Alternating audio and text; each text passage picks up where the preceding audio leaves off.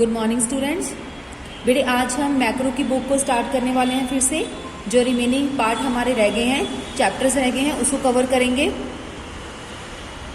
तो आज हम स्टार्ट करने वाले हैं chapter number 9, problem of deficient demand and excess demand. इससे पहले बेटे हमने कवर किया था कि एग्रीगेट डिमांड क्या होता है, उसका पूरा चैप्टर हमने कर लिया। एग्रीगेट सप्लाई क्या होती है, वो शॉर्ट रन इक्विलिब्रियम के अंदर हमने इसको अच्छे से कर लिया। तो आज उन्हीं दो टॉपिक के बिहाफ के ऊपर ये थर्ड चैप्टर हमारा कवर होगा, जो कि है problem of deficient demand and excess demand. क्या होता है जब इकोनॉमी के अंदर डिमांड अगर कम बढ़ जाती है तो, या फिर एक्सेस डिमांड हो जाती है तो, ठीक है।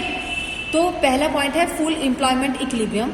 यहाँ पे कुछ ऐसे बेसिक कॉन्सेप्ट हैं जो कि हमें पहले समझने जरूरी हैं इस चैप्टर के आगे जाने के लिए। तो पहला पॉइंट है फुल एम्प्लॉयमेंट इक्विलिब्रियम का मतलब क्या होता है। When planned AS is equal to planned AD along with the fuller utilization of the existing resources, जितने भी हमारे पास रिसोर्सेज हैं अगर हम उनको अच्छे तरीके से यूटिलाइज करते हैं और तब हमारा जो प्रोडक्शन बनता है तो वो प्रोडक्शन से ही हम अपने डिमांड को मीट कर सकते हैं। जितनी भी डिमांड है उसके अकॉर्डिंगली हम जो है वो प्रोडक्शन भी कर पा रहे हैं। जितने भी हमारे पास रिसोर्सेज हैं उसको अच्छी तरह से यूटिलाइज कर लिया, तब हम बोलते हैं कि दिस इज फुल इक्विलिब्रियम होगा, यानी कि फुल एम्प्लॉयमेंट इक्विलिब्रियम होगा। इक्विलिब्रियम कब हो जाता है, जब एडी एएस के इक्वल टू होता है, राइट। ये हमने उस चैप्टर में भी किया था जब हमने शॉर्ट रन किया था। दो कॉन्सेप्ट किए थे, एक एडी एएस अप्रोच और सेकंड किया था S is equal to I approach. तो जब इक्विलिब्रियम है उसी को हम फुल एम्प्लॉयमेंट इक्विलिब्रियम तब बोलेंगे जब फुल यूटिलाइजेशन करके हम अपनी प्रोडक्शन करते हैं, रिसोर्सेज को अच्छे तरीके से यूज करके, so that there is no excess capacity or unemployment in the economy। तो उस केस में जब पूरी तरीके से हम यूटिलाइज कर लेते हैं अपने रिसोर्सेज का, यानी कि सारी लेबर को हमने अपॉइंट कर लिया, तो इट मीन्स कोई अनएम्प्लॉयमेंट केस नहीं रहता है, कोई हमारे पास एक्सेस कैपेसिटी नहीं रहती है, ठीक है। एक कॉन्सेप्ट और होता है जो हमें समझना है, under employment equilibrium. Second point ये कहता है कि भले ही AS is equal to AD हो जाए, इक्विलिब्रियम इकोनॉमी के अंदर हमें नजर आता है, but it refers to that situation जब आपका AS AD की इक्वल टू है लेकिन without full utilization of the resources है। यानी कि उस टाइम आपको ये चीज मान के चलते हो कि इक्विलिब्रियम तो हो गया, AD is equal to AS है, लेकिन हमने अपने रिसोर्सेज को अच्छे तरीके से यूटिलाइज नहीं किया, बिना यूटिलाइज किए ही हमारी इकोनॉमी फिर से इक्विलिब्रियम के अंदर है। सो देयर इज अनयूटिलाइजेशन कैपेसिटी, तो उसको बोलते हैं अनयूटिलाइजेशन, यानी कि हमने अच्छे तरीके से यूज नहीं किया, that is called the unutilization capacity और एक्सेस कैपेसिटी और unemployment in the economy even in the state of equilibrium. Equilibrium होने के बावजूद भी हमारी सिचुएशन क्या बताती है, अनएम्प्लॉयमेंट है हमारी इकोनॉमी के अंदर, ये बताती है। इसको एक एग्जाम्पल के थ्रू समझते हैं बेटे। फॉर एग्जाम्पल हम एज्यूम करते हैं कि यहाँ पे आउटपुट हमने बनाना है, ठीक है, that the full utilization of resources lead to output worth ₹10 billion during an accounting period या अकाउंटिंग ईयर। इसका मतलब क्या है कि जब हम अपनी पूरी कैपेसिटी को यूज करेंगे, फुल यूटिलाइजेशन करेंगे, ठीक है, अपनी इकोनॉमी में जितने भी रिसोर्सेज हैं उनको अच्छी तरीके से इस्तेमाल करेंगे, तो हमारा जो प्रोड्यूसर है वो $10 बिलियन को, हमने एग्जांपल लिया हुआ है, $, का क्या करता है, प्रोडक्शन कर सकता है, राइट, $10 बिलियन का। अब यहाँ पे बात आती है कि प्रोड्यूसर कितना प्रोड्यूस करता है। उसके पास कैपेसिटी है $10 बिलियन का प्रोडक्शन करने का, ठीक है। तो बट जो प्रोड्यूसर्स हैं में plan output and the household में plan expenditure on output worth ₹8 billion. Producer ने तो ये डिसाइड किया है कि $10 बिलियन तक वो जो है प्रोडक्शन कर देगा, और जो आम बंदा है हाउस होल्ड सेक्टर में से ही खर्चा होना है, चीजें जो लेनी है वो एक आम इंसान ने लेना है जो कि हाउस होल्ड सेक्टर से बिलोंग करता है। अब मार्केट में जितने भी कंज्यूमर्स हैं उनको टोटल को एक्सपेक्ट किया तो मार्केट की डिमांड हमें बताती है कि सिर्फ $8 बिलियन की ही डिमांड हो रही है। तो अगर हमारी डिमांड ही 8 बिलियन की है तो प्रोड्यूसर ज्यादा प्रोडक्शन करके क्या करेगा, ठीक है, यानी कि 8 बिलियन की प्रोडक्शन है तो यहाँ 8 बिलियन की जरूरत है, डिमांड है, तो प्रोडक्शन हम 10 बिलियन की नहीं करेंगे। यहाँ पे कैपेसिटी है कि वो 10 बिलियन तक जो है बना सकता है प्रोडक्शन, लेकिन जितनी डिमांड है प्रोड्यूसर भी उतनी ही सप्लाई करता है, उतनी ही प्रोडक्शन करता है इकोनॉमी के अंदर। सो अब क्या होता है कि 8 बिलियन ही बना के देगा, AS जो है वो 8 बिलियन बना के देगा, राइट।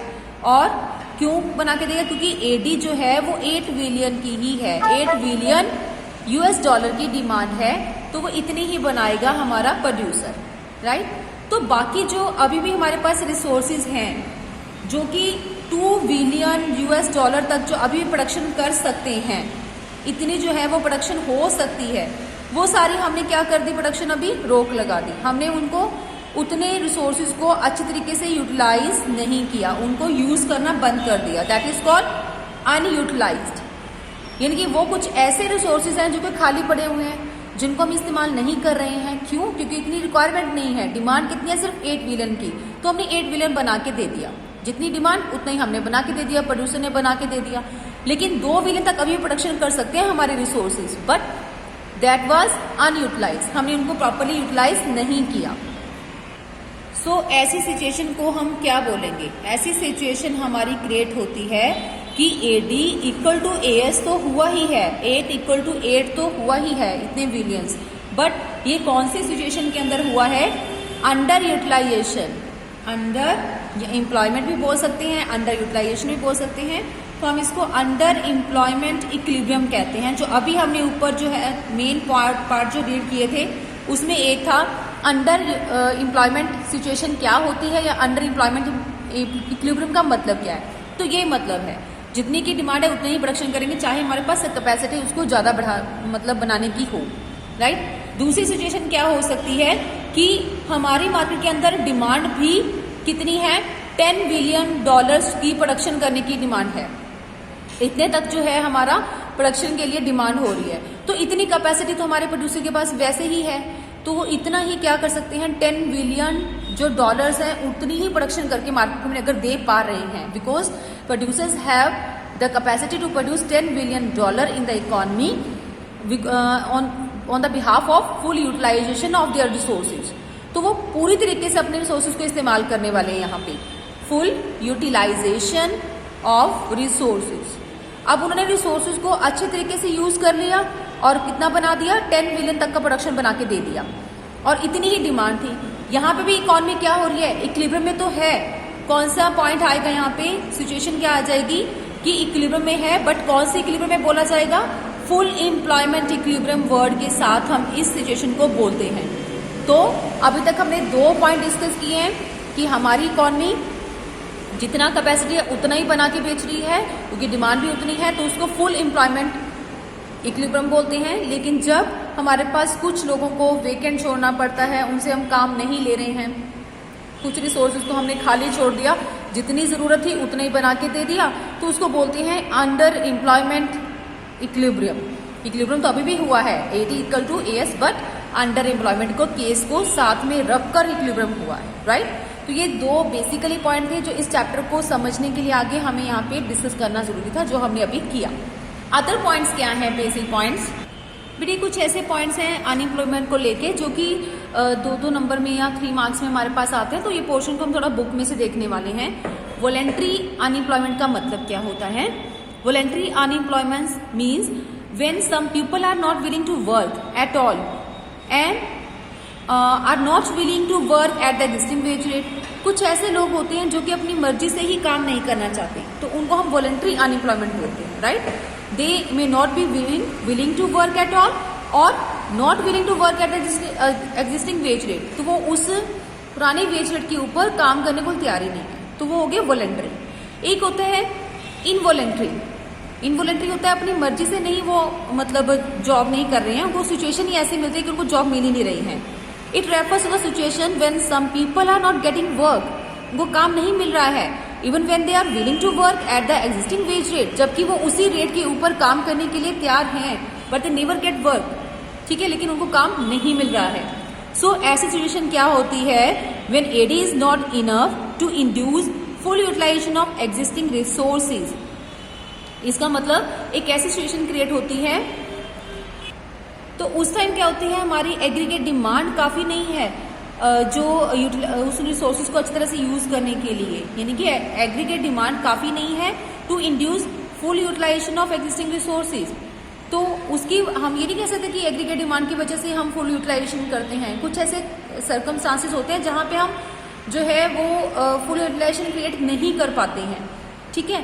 प्लान आउटपुट जो है is lower than the potential output. जब हमारा प्लान किया हुआ आउटपुट जो है वो कम होता है हमारे पोटेंशियल आउटपुट से, यानी कि कैपेसिटी हमारे पास ज्यादा है लेकिन आज जो प्लान किया है वो सिर्फ $8 बिलियन का किया है, राइट। तो इसका मतलब क्या हो गया यहाँ पे, accordingly plan output is lower than the potential output. Potential मतलब फुल एम्प्लॉयमेंट वाले पॉइंट पे नहीं है। There is excess capacity in the economy, हमारे पास एक्सेस कैपेसिटी है, and some people are forced to remain unemployed. और कुछ कैपेसिटी की वजह से भी हमारे पास है लेकिन हम क्या कर पा रहे हैं, एडी की वजह से उनको नहीं काम दे पा रहे हैं, ठीक है। तो people are forced to remain unemployed, और कुछ लोगों को खाली रहना ही पड़ता है। So that is involuntary unemployment. एक होता है बेटे फुल एम्प्लॉयमेंट का मतलब, फुल एम्प्लॉयमेंट एक ऐसी सिचुएशन जैसे कि अभी हमने किया है, when all those who are able to work and are willing to work are getting work। ये बहुत ही इंपॉर्टेंट पॉइंट है बेटे, आपको मोस्टली आ जाता है कि फुल एम्प्लॉयमेंट किसको बोला जाता है। फुल एम्प्लॉयमेंट एक ऐसी सिचुएशन है जहाँ पे लोग जो हैं काम करने के लिए एबल हैं, ठीक है, और तैयार भी हैं काम करने के लिए, विलिंग भी हैं, and they are getting job, और वहाँ कहीं ना कहीं वो काम कर भी रही हैं एग्जिस्टिंग वेज के ऊपर, उनको हम बोलते हैं फुल एम्प्लॉयमेंट, राइट। और एक होता है हमारे पास नेचुरल अनएम्प्लॉयमेंट। नेचुरल अनएम्प्लॉयमेंट क्या होता है, जब हमारी कुछ सिचुएशंस हम चेंज करते हैं, कुछ नया इकोनॉमी के अंदर लेके आते हैं, तो उस नए में कुछ न कुछ लोग जो है एडजस्ट होने में टाइम लगाते हैं, जिसकी वजह से कुछ हमारी टाइम के लिए हमें वो लोगों को थोड़ा फ्री छोड़ना पड़ता है, वो अनएम्प्लॉयड हो जाते हैं, तो उनको बोलते हैं नेचुरल अनएम्प्लॉयमेंट, ठीक है। तो वो दो पार्ट हैं इसके, एक तो है फ्रिक्शनल अनएम्प्लॉयड इस तरह के पर्सन्स को, या फिर हम बोलते हैं स्ट्रक्चरल अनएम्प्लॉयमेंट। तो ऐसा इकोनॉमी में क्या चेंज आता है जिसकी वजह से फ्रिक्शनल अनएम्प्लॉयमेंट होते हैं, इन दोनों को नेचुरल अनएम्प्लॉयमेंट भी बोला जाता है। पहला आता है फ्रिक्शनल।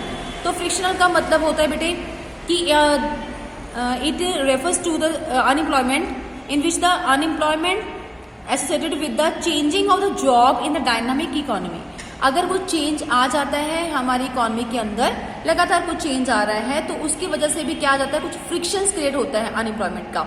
सो ये कैसे क्रिएट होता है, जैसे कि हम बोल सकते हैं कि शॉर्टेज होगी रॉ मटेरियल की, राइट, तो प्रोड्यूसर्स को थोड़ा सा काम कुछ टाइम के लिए बंद करना पड़ा, या कुछ लोगों को बाहर नहीं करना पड़ा, जितना था रॉ मटेरियल उसी को कुछ बंदों के अंदर डिवाइड करके उसने प्रोडक्शन स्टार्ट कर दी। या फिर क्या हो सकता है, lack of information regarding opportunities of the employment. तो कुछ इंफॉर्मेशन ही नहीं है एम्प्लॉयमेंट के बारे में, उस केस में भी कुछ पर्सन जो है वो अनएम्प्लॉयड रह जाते हैं। पावर की सप्लाई की कमी है, wear and tear of the machines, मशीनें ज़्यादा हम यूज़ में लेके आ रहे हैं, डेप्रिसिएट ज़्यादा हो रहा है, वहाँ पे काम प्रॉपर नहीं हो पा रहा, कुछ लोगों को बेरोजगार होना पड़ रहा है। तो ये सारे फ्रिक्शंस हैं। फ्रिक्शंस मतलब कुछ ना कुछ बीच में अड़चन क्रिएट होती है, तो ये इस तरह की टेंडेंसी है कि लोगों को फ्री रहना पड़ता है, ठीक है। And workers to move from the one job to the another, तो उनको क्या है, काम की तलाश में एक जॉब छोड़ के दूसरी जॉब पे जाना ही पड़ता है। This is the frictional unemployment. Second होता है स्ट्रक्चरल अनएम्प्लॉयमेंट।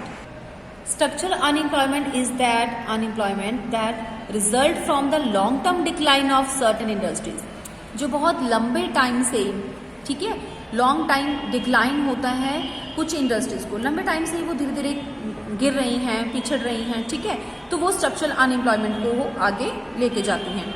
जैसे कि अगर हम ये बोलें कि लेबर के अलावा जो अदर फैक्टर्स हैं प्रोडक्शंस के आर इन शॉर्ट सप्लाई, वो प्रॉपर ही हमें नहीं मिल रही है, पैसा नहीं है, कैपिटल की कमी है, लैंड प्रॉपर नहीं है, तो ये अदर फैक्टर्स जो कई बार इफेक्ट डालते हैं, तो हम कह सकते हैं कि स्ट्रक्चरल अनएम्प्लॉयमेंट हो गया। बहुत लंबे टाइम से ये सिचुएशन क्रिएट है कि प्रोड्यूसर्स के पास कैपिटल है ही नहीं इन्वेस्ट करने के लिए, राइट।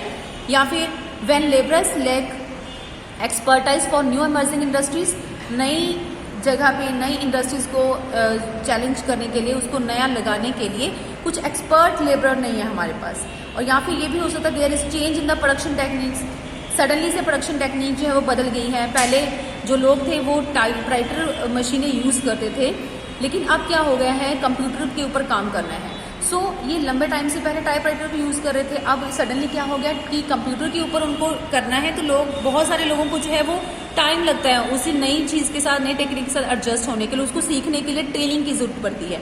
सो सम टाइम के लिए क्या होता है, कुछ पर्सन क्या होते हैं, unemployment, that is called the structural unemployment, right. So एक अदर पॉइंट है इसमें कई बार ये 2 मार्क्स में आता है कि situation of full employment doesn't mean a situation of zero unemployment. तो क्या हम ये बोलते हैं कि फुल एम्प्लॉयमेंट, तो बच्चे पूछते हैं कि मैम फुल एम्प्लॉयमेंट है तो इट मीन्स उस इकोनॉमी के अंदर अनएम्प्लॉयमेंट नहीं है।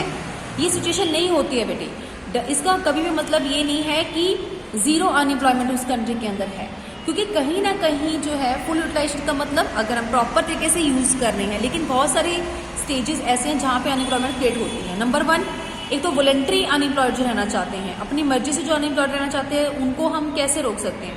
सो अनएम्प्लॉयमेंट थोड़ी बहुत तो उन्हीं की वजह से हो जाती है। सेकेंडली, कई बारी स्ट्रक्चरल अनएम्प्लॉयमेंट होती है, वैसे हम यूटिलाइज कर रहे हैं लेकिन हमने अपना चेंज किया है, अपने कुछ टेक्निक्स हमने बदली हैं, तो उसकी वजह से कुछ गैप जो बीच में आया है पुरानी से नई में चेंज करने के टाइम के बीच में जो लोगों को अनएम्प्लॉयड रहना पड़ रहा है। ये सारी सिचुएशंस क्या कहाँ पे क्रिएट होती है? या तो फ्रिक्शनल अनएम्प्लॉयमेंट या स्ट्रक्चर, तो वो भी क्या पार्ट है हमारी अनएम्प्लॉयमेंट को क्रिएट करता है। So we never say that the full employment means that is in that country there is no unemployment. ठीक है, तो ये केस नहीं होता है। सो आगे चलते हैं इस टॉपिक के बाद। इस चैप्टर के अंदर बेसिकली 2 टॉपिक हमने कवर करनी है। एक होता है डेफिशिएंट डिमांड क्या होता है और सेकंड होता है एक्सेस डिमांड। तो पहले हम कर रहे हैं डेफिशिएंट डिमांड का मतलब क्या होता है। It refers to a situation when aggregate demand is for a level of output less than the full employment level. So it means कि जो हमारी डिमांड है, जो डिमांड का जो लेवल है, यानी कि डिमांड जो चल रही है is for level of output, कि हमने कितना आउटपुट बनाना है उस डिमांड के लिए, वो क्या है सिचुएशन, वो कम है, less than the full utilization यानी कि फुल एम्प्लॉयमेंट लेवल। तो वो फुल एम्प्लॉयमेंट तक तो हम उस पोर्शन को लेके ही नहीं जाते हैं अपने आउटपुट को, वो आउटपुट क्या है, लेस है। क्यों?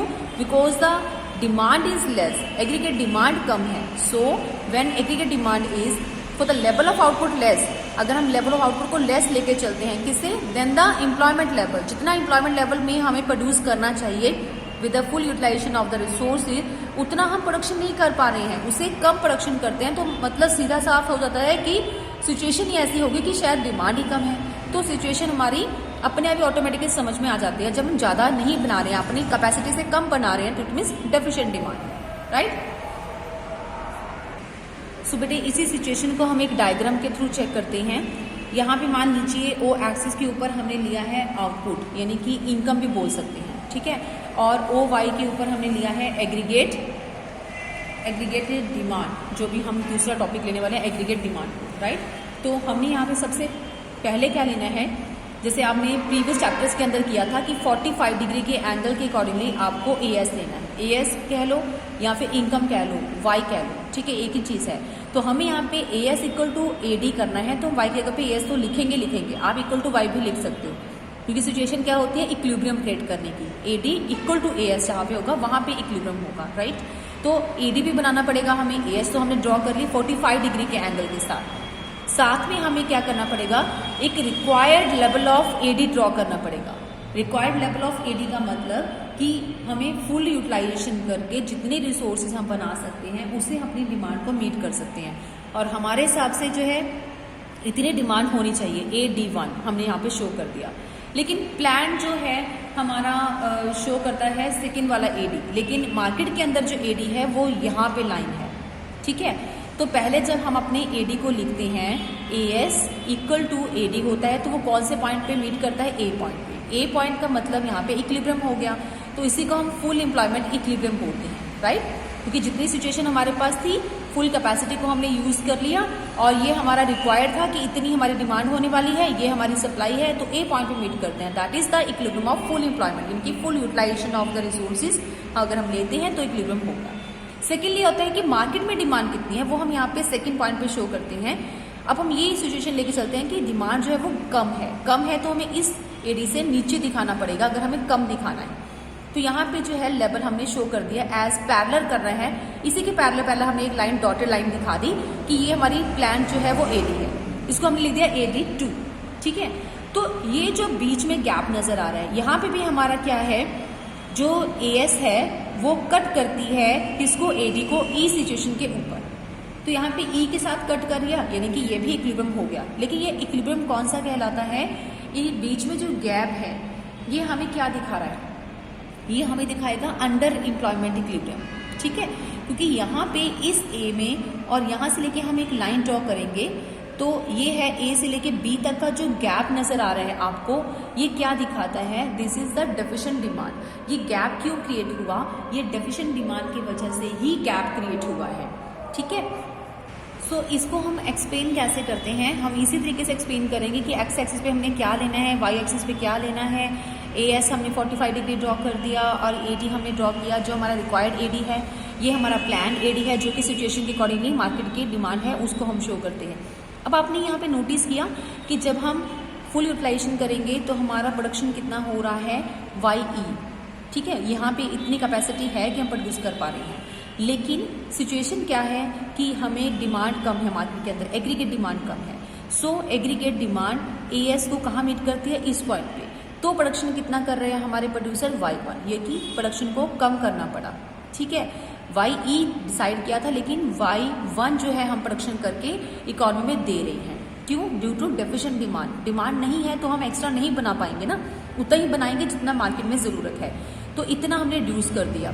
तो इसका मतलब क्या हो गया कि यहाँ पे रिसोर्सेज क्या रहेंगे? In that case the resources of economy remain under utilize, so which despites the situations of under employment equilibriums. सो ये क्यों क्रिएट हुआ? क्योंकि अंडर एम्प्लॉयमेंट की सिचुएशन थी, इसीलिए हमें कुछ रिसोर्सेज को यूटिलाइज नहीं करना है, that is the under utilize situations. तो आपने उनको स्पेयर छोड़ दिया, लेबर को खाली छोड़ दिया, आपने उतना ही बनाया जितना कि मार्केट में ज़रूरत है। तो ये ए से बी तक आप इसी तरीके से मेंशन करोगे। ये गैप जो नजर आया है that is called the deficient demand, या फिर डिफ्लेशनरी गैप भी इसको बोलते हैं। बाकी डिफ्लेशनरी गैप के बारे में आगे फिर से एक थोड़ा सा हम रीड करेंगे, बट फिलहाल क्या देखने वाले हैं कि रीजन क्या है, डेफिशिएंट डिमांड कम होने के कारण क्या है। सॉरी, डेफिशिएंट डिमांड के कम होने के नहीं, इवन की डेफिशिएंट डिमांड जो है उसके रीजन क्या है। ठीक है, तो पहला है reduction in private consumption expenditure. हमें पता है कि डेफिशिएंट डिमांड मतलब एडी, तो एडी कैसे बनता है? एडी बनता है सी प्लस आई प्लस जी प्लस नेट एक्सपोर्ट, राइट? ये हमने किया हुआ है प्रीवियस चैप्टर के अंदर। तो इनमें से कोई भी चीज अगर कम हो जाती है बेटे, तो इट मीन्स क्या होगा? एडी कम होगी। सिंपल, ये कंजम्पशन एक्सपेंडिचर है, तो अगर आम पब्लिक ने खर्चा करना कम कर दिया है तो क्या हो जाता है? एडी कम हो जाएगा। So reduction in the private expenditures, reduction in the private investment expenditures. अगर प्रोड्यूसर्स ही इन्वेस्टमेंट कम करना शुरू कर देंगे या फिर गवर्नमेंट ही एक्सपेंडिचर कम करना शुरू कर देंगे, तो इन सभी रीजंस का इफेक्ट कहाँ पे पड़ेगा? एडी के ऊपर। तो एडी क्या हो जाएगी? डिक्लाइन, यानी कि एग्रीगेट डिमांड डेफिशिएंट हो जाएगी, राइट? सो इसके अलावा आता है डिक्लाइन इन एक्सपोर्ट। हम यहाँ पे नेट एक्सपोर्ट लेते हैं, कैसे लेते हैं? एक्स माइनस एम, यानी कि एक्सपोर्ट माइनस इम्पोर्ट।